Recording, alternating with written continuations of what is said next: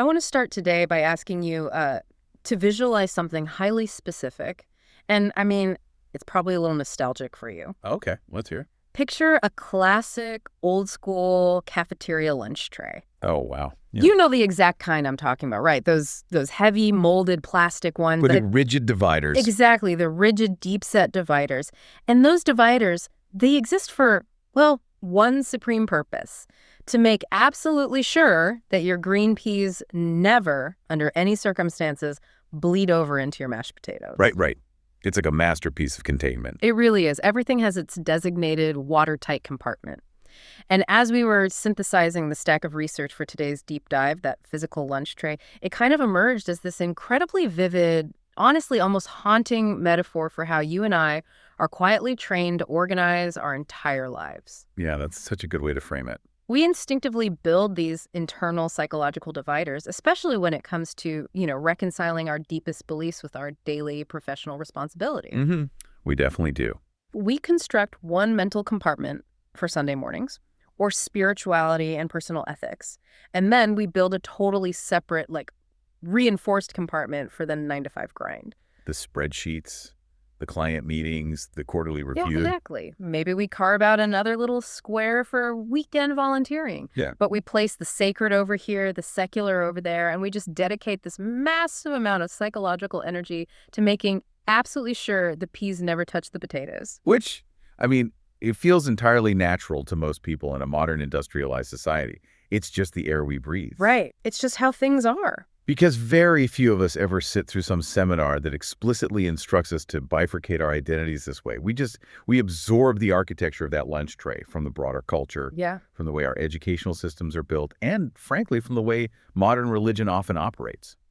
But our goal today is to look at a really wide array of data. We've got everything from ancient Hebrew linguistics to modern corporate polling from the Barna Group to the mid-century philosophy of Dorothy Sayers. It's a fantastic stack of sources. It really is. And we're using all of this to demonstrate why that lunch tray mentality isn't just exhausting. It is fundamentally flawed. Yeah, it just doesn't work. If you are going to live with any kind of cohesive, overarching purpose, you cannot keep treating the place where you spend, over half of your waking hours as if it exists in a spiritual vacuum. Absolutely. So this deep dive is entirely dedicated to tearing down that artificial wall between the sacred and the professional.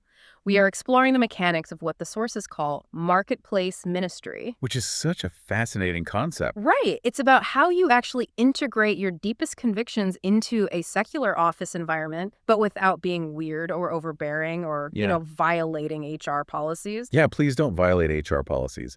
And the framework we're going to build today, it applies whether you are, say, a 23-year-old early career professional just trying to find meaning in an entry-level grind. Which is tough. It is.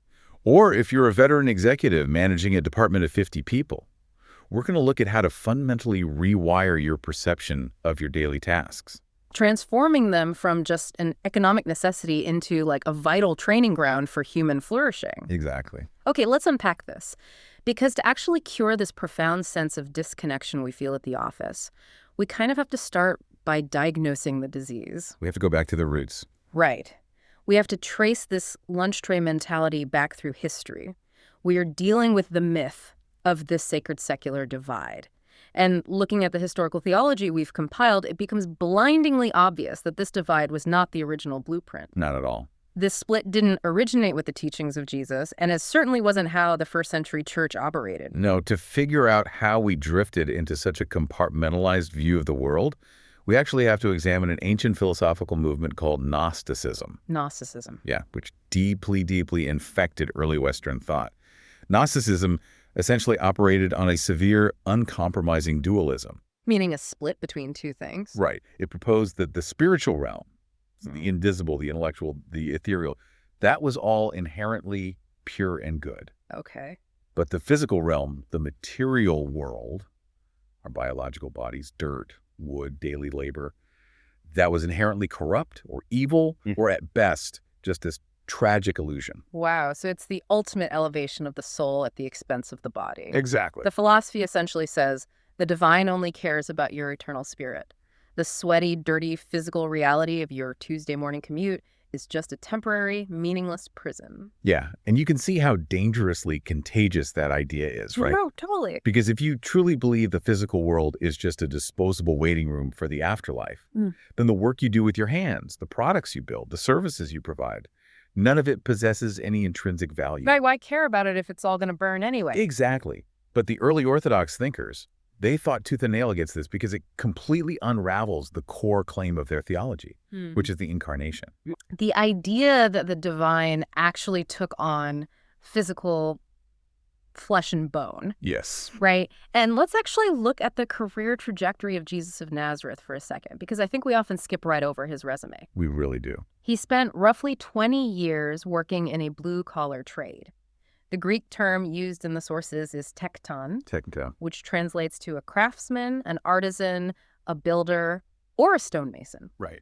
So he spent decades measuring wood, cutting stone, dealing with customers, and he only spent about 3 years in what we would classify as formal public ministry. Which is a wild ratio when you think about it. It is, because if Gnosticism were true and every day physical labor was spiritually useless, spending 20 years as a local contractor is an incredibly inefficient career choice for the divine. It's a profound counterargument, just in the way he lived his life. Yeah. The physical world and the labor required to sustain it matters deeply. Yeah. But here's the catch.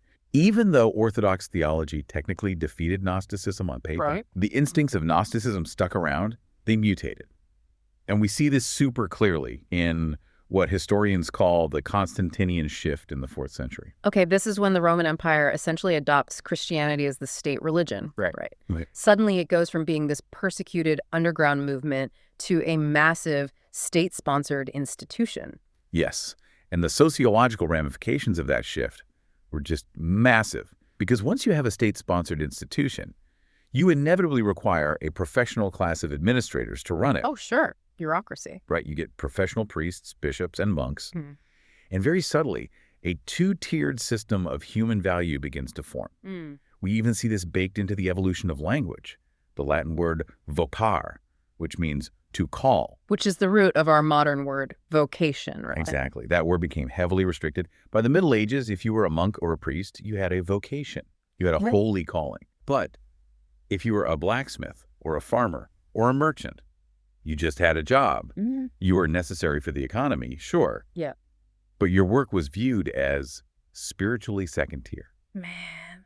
And I love how the research points out that this psychological division was literally built into the architecture of medieval cathedrals. Yes.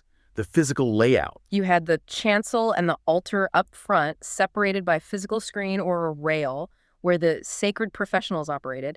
They were mediating between God and humanity. Right. And the secular workers, the bakers, the cobblers, the farmers, they were physically pushed further and further back into the nave. The physical distance communicated a spiritual distance. It's incredible. The lunch tray was literally institutionalized in stone. It was a visual representation of compartmentalization. Now, skip ahead a bit to the Reformation in the 16th century. Okay. You have figures like Martin Luther attempting to take a sledgehammer to that exact architectural and theological divide. He wasn't a fan of the tray. It's not. Luther introduces the concept of the priesthood of all believers. He forcefully argues that the divine presence is not restricted to the cathedral altar. It is equally present in the workshop and the kitchen. Wow. He famously preached that the maid sweeping the floor or the farmer milking the cow is doing a work just as sacred as the priest preaching a sermon. As long as it's done in faith. Exactly. Yeah. Provided it's done in faith and for the glory of God. So Luther was trying to snap the dividers out of the tray. He was. But the historical irony here, and our sources highlight this perfectly, is that right after the Reformation tries to reclaim the dignity of ordinary work, the Enlightenment comes along and completely changes the rules of engagement. It really does. The Enlightenment trained modern Western culture to radically privatize faith and personal belief, and to establish this new cultural contract where facts, science, and commerce belong in the public square. Right. But your faith, your values, your deeply held spiritual convictions, those must be kept entirely private. Facts go public, faith goes private. That became the unwritten law of modernity. Right. And when you combine that Enlightenment privatization with our lingering subconscious Gnostic instincts, you end up with what we could call the modern Sunday school problem. Oh, man.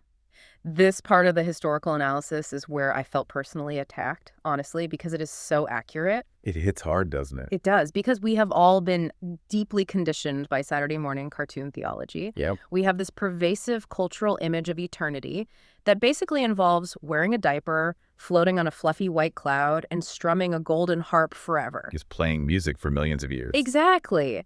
We are taught to view the original Garden of Eden as this permanent, all-inclusive resort vacation, and we view eternal life as an unending, work-free weekend. Which creates a devastating subconscious logic. How so? Now think about it. If the original perfect design for humanity involved zero work, and the ultimate eternal destiny for humanity involves zero work, then our current exhausting daily grind must be nothing more than a temporary glitch. Ah, a punishment. Exactly. A curse brought on by human failure. Okay, I have to push back here. Go for it. Because I understand the historical critique. I see how we got here. But frankly, Monday mornings usually do feel like a curse. They really do. If work was supposedly part of the very good original design, why does navigating corporate bureaucracy or dealing with a toxic client feel so objectively soul-crushing today? It's a fair point. Is the historical text suggesting that the actual fundamental nature of work changed, or is it just our psychology that's broken? That is the pivotal question. Yeah. And it requires a very precise reading of the Genesis narrative. Okay, let's look at it. The text is incredibly careful to distinguish between the existence of work and the conditions of work. Oh, interesting. Before any mention of a cosmic fall or human rebellion, God places humanity in the garden to work it and take care of it. Work preceded the fall. Work is the original design. Right. It was there from the beginning. Exactly. What happens later in Genesis 3, the introduction of the so-called curse, does not create work. What it introduces is the thorns and thistles reality.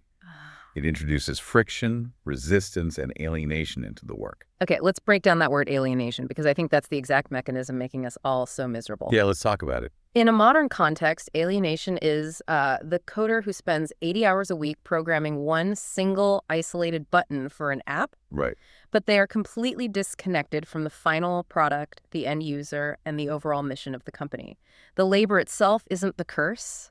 The futility, the disconnect, and the lack of visible meaning are the curse. Precisely. The curse fractured our relationship with the output of our labor. It made work feel futile. Makes total sense. But to prove that the core essence of work is still a profound, holy endeavor, we have to look at the ancient Hebrew linguistics surrounding it, because the research unpacks a Hebrew word that is absolutely central to this entire paradigm. Yes, the word avoda. This blew my mind. It's amazing. Walk us through how avoda functions in the ancient text, because it completely destroys our modern categories. Okay, so in Genesis 2.15, when the text describes humanity's original mandate to cultivate or work the garden, the Hebrew root word used is avoda. Got it. Cultivating the garden is avoda. Now, fast forward to the books of Exodus and Numbers.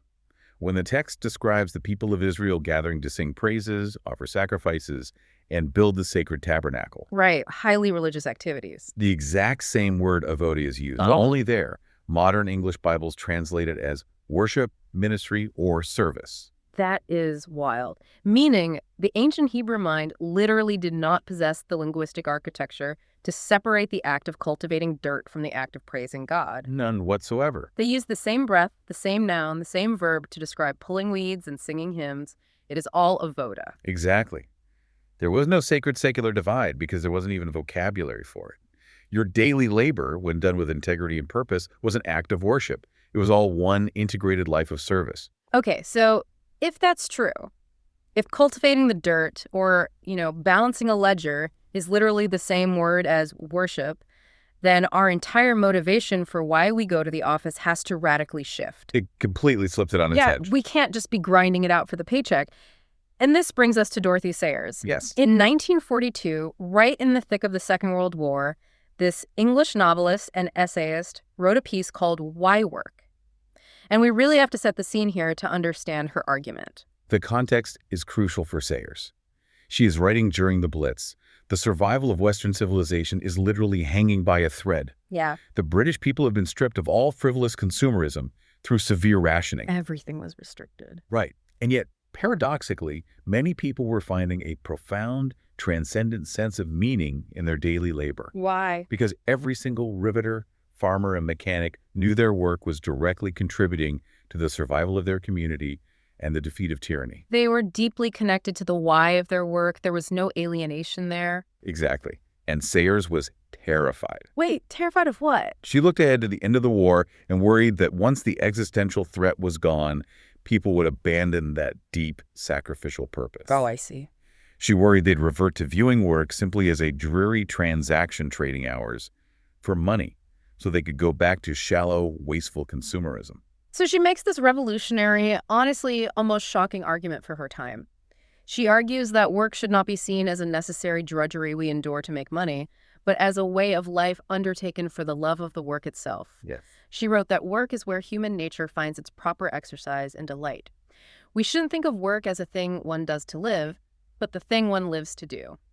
It's a beautiful way to put it. Because humanity is made in the image of a creator God, we are built to make things and to make them well, for the sheer sake of doing a good thing. And the late theologian Timothy Keller, he expands on this beautifully in our sources. Yeah. He argues that work is not just a financial necessity. It is a fundamental human need. Like breathing. Yeah. Exactly. On par with our need for food, beauty, rest, or friendship. He points out that without meaningful work, humans experience a profound psychological starvation. Wow. Psychological starvation. We sense a significant inner loss. We actually require the friction and the challenge of work to survive spiritually and to live fully realized human lives. And it's not just theological posturing either. Yeah. You can see the exact same mechanics validated in modern behavioral psychology. No, definitely. The data we reviewed from Teresa Amabile, a professor at Harvard Business School, focuses on the science of intrinsic motivation, Yes, her work is fascinating. where studies repeatedly show that employees are exponentially happier, more creative, and objectively more productive when their primary motivation is the intrinsic value and meaning of the work itself, Right. rather than extrinsic rewards like a quarterly bonus, a promotion, or just the fear of being fired. The intrinsic value is what actually sustains them. Okay, I hear the Harvard data, and I hear Dorothy Sayers, but I want to introduce some friction here. Bring it on. Because, frankly, Sayers' argument feels a little, privileged. Okay, how so? Well, I get that she was worried about post-war consumerism. But I'm thinking about you, the listener, who might be grinding out 50 hours a week in a job you really don't particularly love. Right, that's a very common reality. Is it truly a theological or moral failure if your primary motivation is just to provide a better life for your kids, to secure a safe neighborhood, pay for braces, and ensure you aren't eating cat food in retirement? I mean, is earning a paycheck really that shallow? It is a critical pushback. And the broader theological framework does not condemn providing for your family. In fact, material well-being, economic stability, and caring for your dependents are heavily validated throughout ancient wisdom literature. So providing is a good thing. Providing is a noble duty. The nuance here, and where Sayers perhaps swung the pendulum a bit too aggressively due to her wartime context, is about ultimate versus subordinate motivations. Okay, untack that. The critique isn't against earning a paycheck. It's a warning against making the extrinsic reward the exclusive purpose of your labor. Oh, I see. Because if the paycheck is your only motivation, it completely hollows out the soul of the work. You become a mercenary. You lose the avoda. That makes a lot of sense. You're working for the money, but it shouldn't be the only reason you work. Exactly. And there's actually another point where our research offers a really compelling counterargument to Sayers. Oh, right. The Michael Novak piece. Yeah. So Sayers fiercely argued that a worker must serve the work. She believed that aiming to please the community or focusing too heavily on what the customer wants actually falsifies the integrity of the work itself. Right. She basically said a carpenter should build a chair, well, simply because the wood demands it, not because a customer wants to sit in it. Yes, she was fiercely protective of the craft itself. But the philosopher Michael Novak provides a much-needed correction here regarding what we could call the macroeconomics of grace. The macroeconomics of grace. I like that. Novak points out that Sayers fundamentally misunderstands the interconnected nature of modern labor. Work is intrinsically, unavoidably collaborative. Right. You're never really working in a vacuum. Exactly. Novak argues that more than ever in human history, work is work with others and work for others. Yeah. Unless you are a solitary artist on a deserted island, almost all human labor is a matter of doing something that ultimately serves another human being. Which ties directly back to the Genesis 1.26 concept of humanity being made in the image of God. Yes. If we are made in the image of a God who creates, we have to look at how and why God creates. The entire creation narrative is about God taking chaos, separating it, ordering it, and building a habitable, flourishing environment specifically for others to thrive in. God's creative work is fundamentally hospitable. Exactly. We're designed to be sub-creators. The text we reviewed described this as a shalom-building activity. Shalom. Right. And shalom isn't just the absence of conflict. It's the presence of holistic, universal flourishing. Yeah. So when you take raw materials, whether that is actual timber or raw data in a spreadsheet or disorganized legal briefs. Right, whatever your raw materials are. And you meticulously rearrange them into something that benefits a client, empowers a teammate, or solves a problem for a consumer. You are actively participating in the shalom-building nature of God. You are pushing back the chaos. Serving the customer isn't a distraction from the work. Serving the customer is the highest actualization of the work. Spot on. But, it's one thing for us to sit here and philosophize about the intrinsic dignity of shalom building. True. It is an entirely different beast to actually practice this on a Tuesday morning in a cutthroat, highly unpredictable corporate environment. Where budgets are being slashed. Exactly, where people are taking credit for your ideas and the pressure is just intense. Yeah. So let's get incredibly practical. The research provides two ancient, highly contrasting case studies of what workplace faithfulness actually looks like in practice. Let's look at Abram and Joseph. These two narratives are brilliant because they represent the two extremes of professional autonomy. Let's start with Abram. Okay. Specifically, an event recorded in Genesis 14.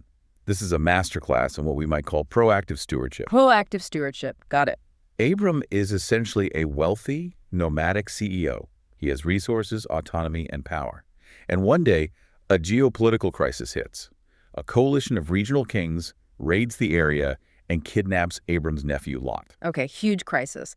And what I find fascinating is that Abram doesn't panic. He doesn't have to scramble to hire mercenaries or beg his neighbors for help. He is completely, almost shockingly prepared to handle a hostile takeover. The text drops this incredible detail. Yeah. Abram immediately mobilizes 318 trained men who were born in his household. 318 men. Right. Think about the logistics of that. He lived in a highly volatile, dangerous region. So for years, during times of peace, he was proactively investing his capital. He was running a corporate training program in antiquity. He built an armory, he studied the battle strategies of his era, and most importantly, he heavily invested in the human capital of his team. He earned their loyalty. Intense loyalty through his leadership. So that when a high-stakes life or death crisis hit, he knew exactly what his team was capable of and who he could trust to execute a midnight ambush. It's the ultimate example of modern management strategy. He didn't wait for the crisis to figure out his KPIs or his talent retention plan. He stewarded his resources when it was boring. Yes. And the commentaries we reviewed tie Abram's leadership directly back to two specific Hebrew verbs from the Garden of Eden, abad and shamar. Yes. Genesis 2.15 commands humanity to abad and shamar the garden. Abad means to cultivate, to develop, to bring out the hidden potential of a thing. Okay, cultivate. And shamar means to keep, to protect, to guard against outside threats. So if you are a manager, a team lead, or even a senior employee listening right now, this is your foundational job description. You are called to to cultivate the skills, the confidence, and the potential of the people reporting to you. And you are called to shamar, to fiercely guard the culture of your team. Protecting them from toxic gossip, unrealistic executive demands, or internal burnout. Abram was a master of shamar. He protected his people and his family because he had cultivated their strength beforehand. And this is crucial. Not everyone listening has Abram's level of power or autonomy. Right. Most of us don't, honestly. Many people are trapped in environments where they have zero control. And that is why the narrative of Joseph is so vital. Joseph is the ultimate avatar for reactive stewardship. Reactive stewardship. He represents how to work faithfully when life serves you a devastating hand. Because Joseph's resume is a literal nightmare. That's awful. We all know the Sunday school basics. He's betrayed by his own brothers, sold into human trafficking, and dragged to Egypt. He works his way up as a slave in Potiphar's house, only to be hit with a false sexual assault allegation, which lands him in a miserable subterranean Egyptian political prison. He is the ultimate victim of a toxic workplace and corrupt management. He is stripped of all agency. Completely. Yet the critical lesson is how Joseph responds to his total lack of control. He does not allow his skills to atrophy in the darkness. Right. He doesn't just give up. He doesn't succumb to the entirely justified bitterness that would paralyze most people. Instead, he begins to aggressively organize the prison. He becomes the chief administrator of the jail. Which is wild. He uses those dark, seemingly wasted years to meticulously develop his leadership, his logistical planning, and his interpersonal skills. Even though he had zero guarantee he would ever see the sun again, let alone be promoted. Exactly. I want to frame this for the modern listener because this is what people often call the desert season. Being in that prison is exactly like being stuck in a lower-level, dead-end corporate gig. Oh, yes. You know you have more potential than your current title. You are surrounded by incompetence, nobody notices your extra effort, and your boss might even be actively suppressing you. It feels like an agonizing waste of your 20s or 30s. But the mechanics of Joseph's story reveal something incredible. That prison was an incubator. It was a highly specific, intensive training environment, a sandbox. Exactly. It's a sandbox environment where you can fail, learn, and iterate without the terrifying scrutiny of the CEO watching your every move. That's a great point. Because think about what happens next. Years later, Pharaoh has a terrifying dream about an impending economic collapse and a massive agricultural famine. Right. Joseph is suddenly pulled out of the dungeon, interprets the dream, and is instantly elevated to the second highest position in the most powerful empire on earth. And this is the critical connection. When Joseph is suddenly tasked with running the macroeconomics and supply chain logistics of the entire Egyptian empire during a global crisis, he doesn't fail. Why? Because he had spent a decade practicing how to ration food, manage desperate people, and organize supply lines in the microcosm of that prison. Wow. The desert season was the exact curriculum he needed to handle the palace. That is so powerful. So whether you have the autonomy of Abram to shape your company's culture, or you are in the reactive prison of Joseph suffering under bad management, the mandate remains the same. You steward your skills. You cultivate excellence, and you wait for the Pharaoh's dream moment. Your current frustrating spreadsheet is not a waste, it is preparation. But let's bridge this ancient wisdom into the very specific realities of 2026. Let's do it. Because Joseph and Abram were isolated patriarchs operating in ancient monarchies. The listener today is navigating a much more complex ecosystem. An open plan office, an overflowing Slack channel, a highly secular corporate culture. Right. How does a modern professional actually practice marketplace ministry without coming across as a religious fanatic or alienating their diverse coworkers? To answer that, we have to look at the hard data from the Barna Group regarding the psychological profile of Christians currently in the workplace. The data is fascinating. It really paints a very revealing picture of the tension people are feeling. The vast majority of Christian workers deeply desire to represent their faith well. Look at these numbers. 82% say they prioritize acting ethically. That's high. 74% focus on speaking the truth even when it costs them. And 66% actively seek to build genuine friendships with non-Christian colleagues. But the data also exposes a massive, glaring vulnerability, particularly a generational one. Oh yeah, the generational gap. Millennials and Gen Z workers are actually the most eager to mold the culture of their workplace and to view their jobs as a platform for serving others. They crave integration. Right. However, the polling shows they value traditional ethical frameworks significantly less than older generations. And here's the most damning statistic of the entire study. Lay it on us. Only 46% of Christian workers feel that their church or spiritual community gives them any kind of practical, coherent vision for living out their faith at work. That is a staggering failure of leadership. It really is. It means more than half of the people walking into corporate America on Monday morning are totally spiritually unequipped for the environment they are entering. They have no theology of work. They are still carrying that compartmentalized lunch tray. Desperately trying to keep the secular peas away from the sacred potatoes, and they are exhausted by the cognitive dissonance.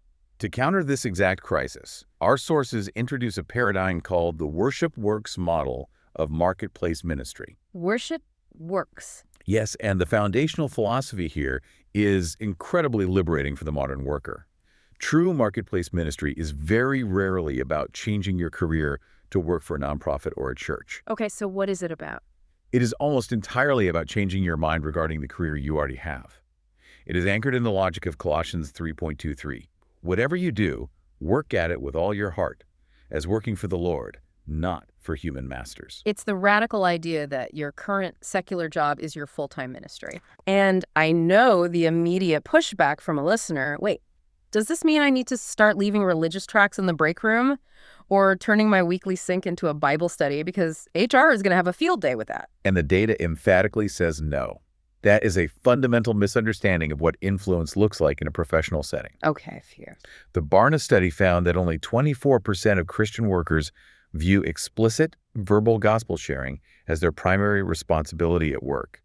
For the vast majority, true marketplace ministry operates on a much deeper, more structural level. So what does it actually look like mechanically, like day to day? It looks like 63% of respondents prioritizing the demonstration of radical humility in an ego-driven corporate culture. Wow. Humility as a strategy. It looks like 53% choosing to leverage their professional capital to speak out against unfairness, systemic injustice, or toxic management practices that are crushing their peers. I love that. Using your influence to protect others. And it looks like 48% viewing their primary role as bringing a calming presence of grace and peace into a chaotic, anxiety-ridden environment. I want to dig into a very specific theological concept from the Genesis commentaries that provides a perfect blueprint for how to do this. Oh, the Ezer concept. Yes. It involves the creation of Eve in Genesis 2:18. God says it is not good for man to be alone, so he will make a helper suitable for him.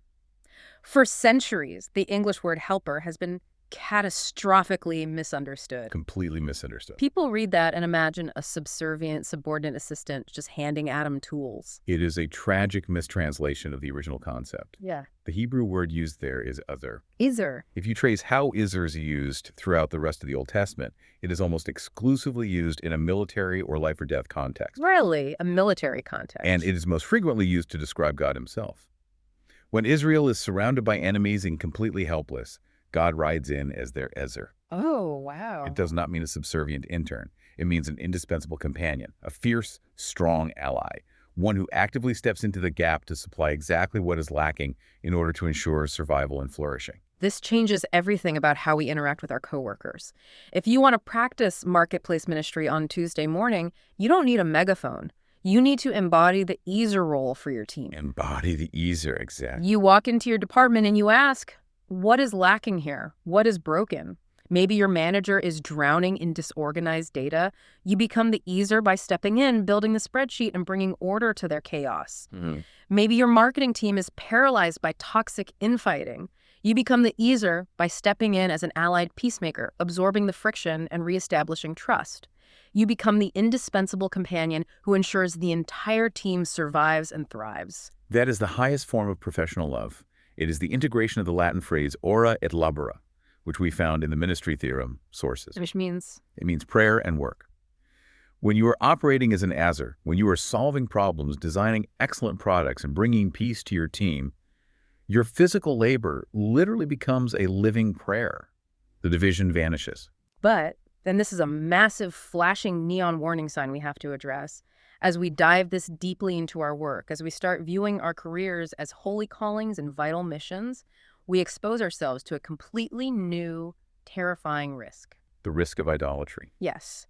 If we pour all of our identity into our jobs, it is incredibly easy to cross an invisible line. We cross from worshiping God through our work to worshiping the work itself. We veer into idolatry. And the inevitable biological result of that idolatry is total burnout. This is where the late Timothy Keller's diagnostic work on personal idols becomes devastatingly accurate. Keller was brilliant on this. He argued that the human heart is an idol factory. An idol factory. And our specific underlying personal idols will profoundly, almost invisibly dictate our behavior in the workplace. If you are experiencing chronic dysfunction at work, it is usually because an idol is being threatened. Okay, Keller outlines 3 primary categories we need to examine, right? Let's unpack the mechanics of each one, because I guarantee every listener will recognize themselves in at least one of these profiles. Oh, absolutely. The first is the idol of comfort and pleasure. Right. So if your deepest ultimate desire is to be comfortable, to avoid friction, and to protect your personal leisure time at all costs, your work behavior will mutate. How does that look? It won't look like ambition. It will look like chronic avoidance. You will refuse to have the hard, necessary conversations with underperforming employees because you hate the emotional friction. Oh man, the conflict avoidance. You will procrastinate on difficult tasks. Your idol of comfort leads directly to professional laziness and a failure to be fruitful. You stop being an easer and become a parasite on the team. Ouch. Okay, the second one is the complete opposite. The idol of power and approval. This is the person who fundamentally needs to be perceived as successful, wealthy, or indispensable. And the mechanics of this idol are brutal. If your core identity is tied to the approval of your industry or the size of your bonus, you will inevitably engage in ruthless, self-destructive overwork. You just can't stop. You will sacrifice your physical health, you will neglect your marriage and your children, and you may even begin to compromise your ethical standards to hit your numbers. Because if you fail at work, you don't just lose a paycheck, you lose your very self. The work is your savior, so you must sacrifice everything on its altar. Yes. And the third one, which I think is just rampant in middle management, is the idol of control. Oh, the idol of control. Yes. The individual who derives their security from knowing they have absolute mastery over their environment. In the workplace, this manifests as a total inability to delegate. It's the manager who has to be copied on every single email. Every single one. Who micromanages their team to the point of suffocation. They live in a state of constant low-level anxiety because they do not trust anyone else's competence. And Keller warns that if we are using our work to serve our own idols of comfort, approval, or control, our initial drive will inevitably curdle into burnout. And our self-sufficiency will eventually mutate into self-loathing when we inevitably fail. So the million-dollar question is, what is the circuit breaker? How do we practically diagnose if our drive for excellence has quietly morphed into soul-crushing idolatry? How do we stop the burnout? The antidote takes us all the way back to the opening chapters of Genesis, back to Genesis 2.2 and the concept of God's rest. The Sabbath. The establishment of the Sabbath, or the Hebrew word Shabbat. We have to completely redefine how we understand this word. Right. We often project our own human frailty onto the text and assume that God rested on the seventh day because he was exhausted. We imagine a deity wiping sweat from his brow, needing to take a divine nap after the heavy lifting of galaxy formation. Exactly. But the Hebrew concept of Shabbat has absolutely nothing to do with recovering from fatigue. It simply means to cease, to stop. God, just stop. God didn't stop because his energy was depleted. He stopped because the work was completely perfectly finished. He looked at the system he had built, and he was entirely, infinitely satisfied with the result. And here is where Keller provides the profound gospel application that acts as the circuit breaker for our modern anxiety. Yes. For the Christian, the concept of Sabbath is not just a rule about taking a day off. It is a fundamental shift in identity. It's huge. The Christian can truly rest because God's ultimate redemptive work to save and secure humanity is entirely finished in the person of Christ. Jesus' final words on the cross were, "It is finished." Think about the psychological mechanics of that statement. It is finished. Yeah. If that is true, then you, the listener, are completely freed from the relentless, crushing, terrifying pressure of having to use your professional achievements to prove your worth. You do not have to build an empire, secure a massive promotion, or perfectly execute a project to justify your existence. Your core identity is already proven, already loved, and infinitely secure. Which allows you to cultivate what our sources describe as an inner Sabbath. I love this concept. Explain how an inner Sabbath actually functions during a chaotic work week. An inner Sabbath is essentially a psychological and spiritual firewall. A firewall. It is a deep, abiding tranquility of mind and heart that you carry with you, even during a frantic Tuesday morning board meeting when everything is going wrong. Okay. It acts as a barrier that walls off your core identity from the extreme volatility of your daily tasks. If a major project fails or a client fires you, the firewall ensures that only the project burns down. Your self-worth remains entirely untouched. Wow. It prevents you from ever believing the delusion that your work is more important than God's work. It's the supernatural ability to care deeply, to work incredibly hard with passion and excellence as an easer, but then to physically close your laptop at 5:0 p.m. and genuinely disconnect. Because, at a cellular level, that the universe does not rest on your shoulders. You are not holding the world together. God is. Your spreadsheet is important, but it is not sustaining the cosmos. You can actually sleep. That is the ultimate freedom of the worker who has integrated their faith. They work harder and better than anyone else because they are motivated by intrinsic love and shalom building. but they're completely insulated from the devastating despair of failure. Wow. We have covered an immense amount of ground today. We really have. We started by asking you to look at the mental lunch tray you use to compartmentalize your life. Our goal today was to give you the theological and historical tools to physically snap those rigid dividers completely out of the plastic. Tear down the wall. We want you to see that there is no secular compartment. None. Whether you are drafting an appellate brief, managing a volatile team of creatives, tightening bolts on an assembly line, or juicing lemons in a desert season job you currently resent. Your work is a voda. It is worship. It is the active cultivation and preservation of God's good world. You are an image bearer, mandated to subcreate order out of chaos, to collaborate with others, and to be the indispensable easer who supplies what is lacking in your workplace. That's the mission. But before we sign off, I promised at the beginning that we were going to leave you with something that completely shifts your paradigm. I want to leave you with one final, deeply provocative thought pulled from the Christian Union essay regarding what theologians call the consummation. The final chapter of the biblical story. Exactly. The new heavens and the new earth. When most people think of the end of the world, they think of total annihilation, a burning up of everything physical so we can escape to a spiritual realm. Right, back to Gnosticism. Back to Gnosticism. But the essay points out that Orthodox theology actually teaches something vastly different. There will be profound continuity between this current old earth and the coming new creation. Okay. The purifying fire of judgment does not annihilate creation. It removes the corruption, the thorns and thistles. It removes the curse, but leaves the physical reality intact and perfected. And the essay points to Revelation 14.13, a verse speaking of the saints, which says, their deeds will follow them. Think about the staggering eschatological implication of that phrase. Their deeds follow them. What if the skills you are painstakingly refining right now? What if the culture of grace and patience you are building in your highly toxic office, the excellence you pursue in your seemingly mundane secular job duties, what if that actually carries over in some mysterious physical way into eternity? We obviously don't have all the exact architectural blueprints for how it will work, but the theological trajectory is clear. If eternity is a perfected physical city, the New Jerusalem, then cities require administration, culture, art, logistics, and management. What if your current ability to organize a chaotic spreadsheet or your hard-won skill in mediating conflict between two angry coworkers is literal, practical preparation for how you will operate in the new creation? What if Tuesday morning isn't just a grind to pay the mortgage? What if it is a kingdom training ground? Your work matters immensely right now to the people you are serving and the chaos you are ordering.